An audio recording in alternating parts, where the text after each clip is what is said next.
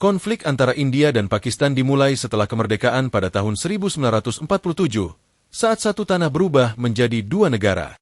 Pertikaian ini khususnya terjadi di Kashmir, sebuah wilayah yang menjadi fokus pertempuran.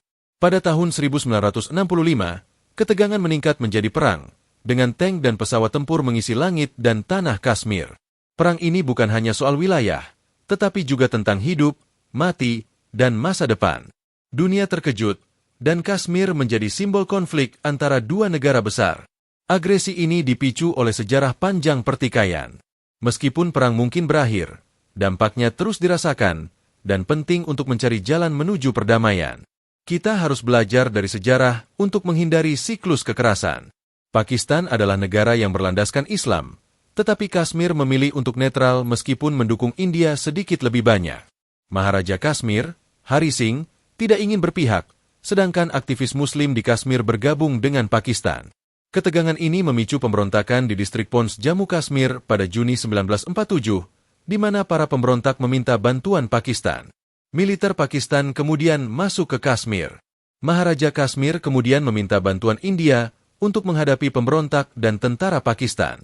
Pada awal November 1947, pasukan terjun payung India tiba di Kashmir, memulai perang antara India dan Pakistan. Selama beberapa bulan, melalui berbagai operasi, pasukan India berhasil mendorong militer Pakistan mundur ke distrik Azad dengan pertarungan yang berlangsung sengit. Pada 21 April 1948, PBB mengeluarkan resolusi 47 untuk mengakhiri perang antara India dan Pakistan. Pada 5 Januari 1949, kedua negara setuju untuk gencatan senjata yang mengubah batas geografis Kashmir. Pakistan mengklaim Azashmir dan Gilgit-Baltistan, sementara India mengklaim lembah Kashmir, Jammu, dan Ladakh. Namun, konflik antara India dan Pakistan masih berlanjut. Pakistan melihat Kashmir sebagai tanggung jawab untuk melindungi negara-negara Muslim dan simbol kejayaan. Dengan dukungan militer dari Inggris dan Amerika, Pakistan percaya dapat mempertahankan kekuatan militer. Lalu, bagaimana posisi India? India dan Pakistan memiliki pandangan berbeda tentang Kashmir. India mengklaim wilayah itu berdasarkan akuisisi tahun 1947 yang dianggap sah secara hukum, menjadikannya bagian dari konstitusi mereka. Kedua negara menjadikan Kashmir sebagai bagian penting dari identitas nasional. Setelah gencatan senjata pertama, India melanggar kesepakatan Karachi pada 1957 dengan mengambil wilayah di Jammu Kashmir yang meningkatkan ketegangan. Pada 1960, India juga mengklaim area di sepanjang sungai besar di Kashmir, mendorong Pakistan untuk mempertimbangkan pendekatan militer. Pada tahun 1965, pemerintah Pakistan meluncurkan sebuah operasi yang dinamakan Operasi Gibraltar. Operasi ini bukanlah aksi militer yang terbuka, melainkan sebuah upaya infiltrasi. Pada tanggal 5 Agustus 1965, sekitar 35.00 tentara Pakistan mulai melintasi garis kontrol menuju Kashmir dengan menyamar sebagai warga setempat untuk menghancurkan target penting di jalur Srinagar-Leh dan membangkitkan pemberontakan separatis di Kashmir agar mereka melawan pemerintahan India. Sayangnya, rencana ini segera bocor. Warga setempat melaporkan pergerakan tentara Pakistan kepada militer India yang mulai menangkap dan menginterogasi para infiltrator. Tentara India kemudian menyerang pos infiltrasi di pos Haji Pir dan merebut kembali jalur Srinagar-Leh dari tangan Pakistan. Kegagalan Operasi Gibraltar membuat militer Pakistan menghentikan rencana pemberontakan dan merancang strategi baru, yaitu operasi militer terbuka. Setelah Operasi Gibraltar gagal, Presiden Pakistan Ayub Khan meluncurkan Operasi Grand Slam untuk menyerang kamp Jammu Kashmir dengan tujuan menguasai area Aknor dan memutus jalur suplai India. Pada 1 September 1965, Pakistan menyerang dengan 200 tentara, tetapi India merespons dengan mengerahkan angkatan udara dan membuka front baru di Punjab yang memaksa pasukan Pakistan mundur. Akibatnya, Operasi Grand Slam juga dianggap gagal.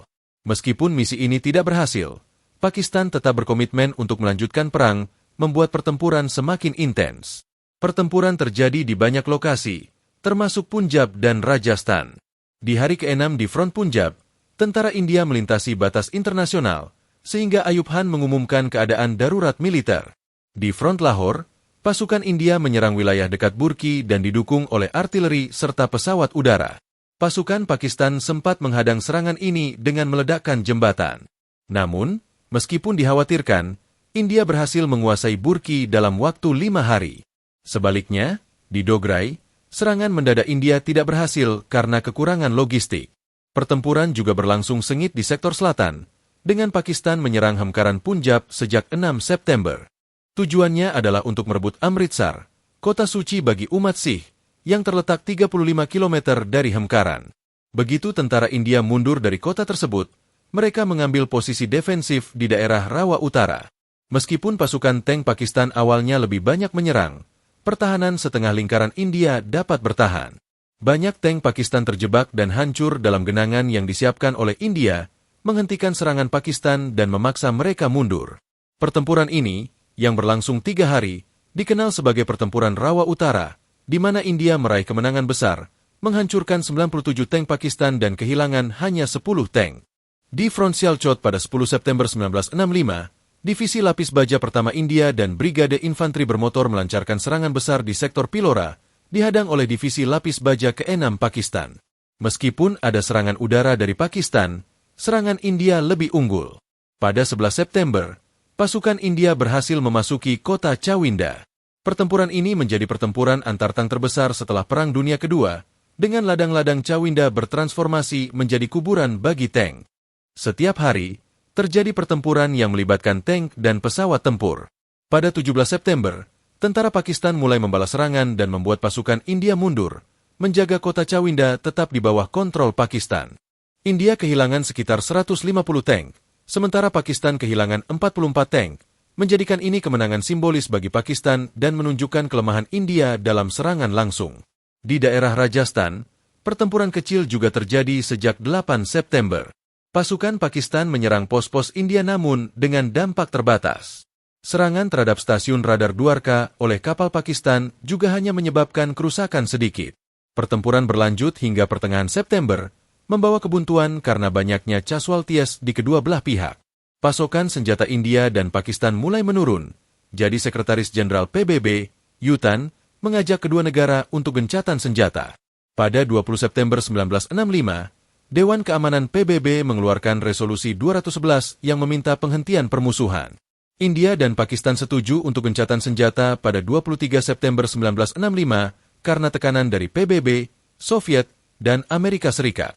Dalam konflik ini, India kehilangan sekitar 700 tentara dan Pakistan 500. India menghancurkan 190 tank dan 95 pesawat, sementara Pakistan kehilangan 300 tank dan 45 pesawat. Secara militer, India unggul, tetapi hasil politiknya seimbang karena tekanan internasional. Secara moral, Pakistan merasa gagal, sedangkan India mendapatkan keuntungan. India menguasai 700 km wilayah Pakistan, termasuk Punjab dan Lahore, sementara Pakistan hanya menguasai 200 km wilayah India. Meskipun gencatan senjata tercapai, dampak perang ini terus berlanjut, terutama di Kashmir, yang tetap menjadi simbol perjuangan yang tidak kunjung usai. Konflik ini masih berlangsung. Akan tetapi, kita dapat mengambil pelajaran dari sejarah ini agar tidak terperangkap dalam siklus kekerasan dan mencari solusi untuk mencapai perdamaian yang sejati. Di balik setiap konflik, selalu ada masyarakat yang menderita, kehilangan nyawa dan luka di hati. Meskipun perang dapat berakhir, dampaknya akan tetap ada selama kita membiarkannya. Kadang-kadang, perang adalah sebuah pilihan dan tentu saja, perdamaian juga merupakan suatu pilihan.